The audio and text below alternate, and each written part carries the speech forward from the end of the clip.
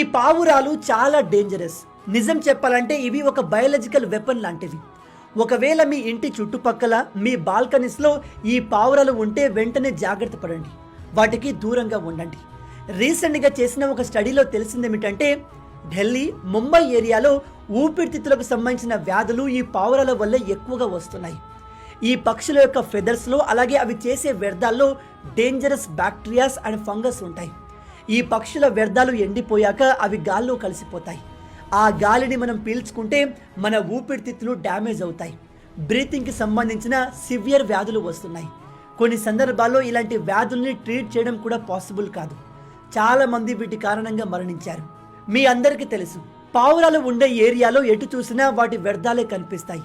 And వాటిని మీరు పీల్చుకుంటే గ్యారెంటీగా చెప్తున్నాను, మీ ఊపిరితిత్తుల్ని మీరే డ్యామేజ్ చేసుకున్నట్టు. చిన్న పిల్లలకి, వృద్ధులకి ఇవి చాలా డేంజరస్. కాబట్టి దయచేసి